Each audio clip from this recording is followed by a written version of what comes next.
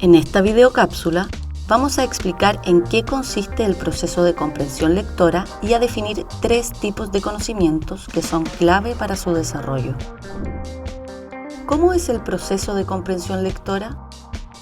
¿Qué conocimientos debe poseer alguien para poder comprender lo que lee? Para responder estas preguntas, tomaremos como referencia el modelo que Scarborough propuso el año 2001.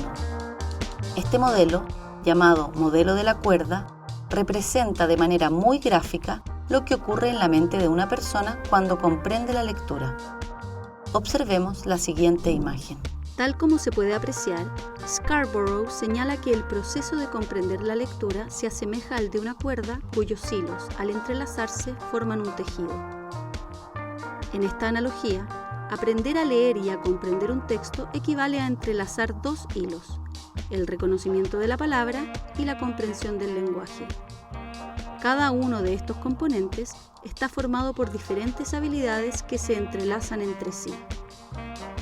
En el componente superior se encuentran las diferentes habilidades y conocimientos relacionados con la comprensión del lenguaje. Conocimientos previos, que serían hechos, conceptos, ideas sobre el mundo que el lector posee. Vocabulario, que se refiere a la extensión, la precisión, profundidad del vocabulario que posee el lector. Estructura del lenguaje, referido al conocimiento sobre sintaxis, semántica, entre otros.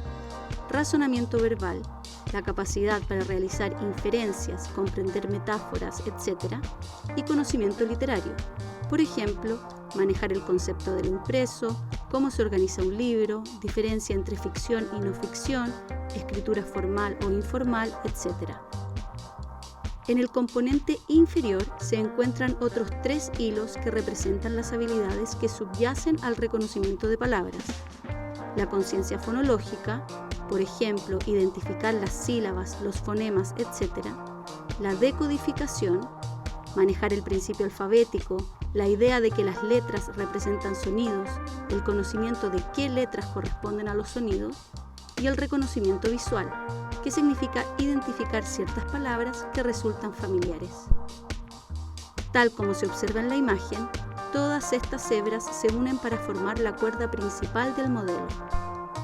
Es importante señalar que con la práctica, las habilidades del componente inferior se van automatizando, es decir, a medida que se desarrolla la capacidad de leer, el reconocimiento de las palabras se hace cada vez más automático hasta llegar al punto de que no requiera realizar un esfuerzo cognitivo. Pero algo muy distinto ocurre con las habilidades y los conocimientos del componente superior, pues la comprensión del lenguaje nunca se automatiza del todo porque se sigue aprendiendo a lo largo de la vida. Ahora, procederemos a explicar 3 conocimientos que son clave en el proceso de comprensión lectora y que forman parte de la comprensión del lenguaje. Concretamente, definiremos lo que son los conocimientos previos, el vocabulario y el conocimiento de la estructura del lenguaje. Ten en cuenta que si bien son muy relevantes, no son los únicos que necesita poseer un lector para comprender la lectura. Los conocimientos previos son todo aquello que el lector sabe sobre el mundo y se adquieren a través de experiencias directas o indirectas. Estos conocimientos pueden ser específicos de una asignatura o más generales, relacionados con el funcionamiento del mundo en general. Un desafío en la comprensión lectora escolar es que los conocimientos previos específicos de los estudiantes no siempre coinciden con los que se necesitan para entender los contenidos de las asignaturas, lo que puede dificultar su aprendizaje. Por esta razón, es importante que los docentes proporcionen esos conocimientos en cada uno. Además, un estudiante podría carecer de conocimientos previos generales, lo que también podría complicar la comprensión de un texto o una conversación. El desarrollo del vocabulario comienza antes de la escuela, influido por las primeras experiencias con el lenguaje hablado. Los niños y niñas aprenden nuevas palabras tanto en conversaciones como a través de libros y manejan entre 2.500 y 5.000 palabras a los 5 o 6 años. En la escuela adquieren unas 7 palabras por día, lo que les permite alcanzar entre 7.500 y 15.000 palabras al finalizar la enseñanza media. La falta de vocabulario empieza a afectar la comprensión lectora hacia el final del tercer grado. El aprendizaje del vocabulario es gradual y mayormente contextual. Requiere varios encuentros con una palabra para que el lector o lectora comprenda plenamente. La enseñanza efectiva del vocabulario puede mejorar tanto la comprensión lectora como la habilidad para deducir el significado de nuevas palabras. El conocimiento del vocabulario continúa ampliándose incluso después de la enseñanza media. El impacto del conocimiento de la estructura del lenguaje en la comprensión lectora, más allá del simple conocimiento de palabras, es clave para su desarrollo. Es importante mencionar que cuando hablamos de estructura del lenguaje, nos referimos al sistema sintáctico, es decir, la organización y estructuración de las palabras en una oración, así como el sistema semántico, que se relaciona con los significados de las palabras y sus combinaciones.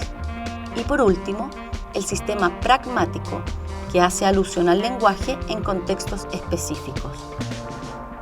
Los sistemas sintáctico, semántico y pragmático contribuyen a la comprensión, y los malentendidos en la comunicación suelen estar vinculados a estructuras específicas de estos sistemas.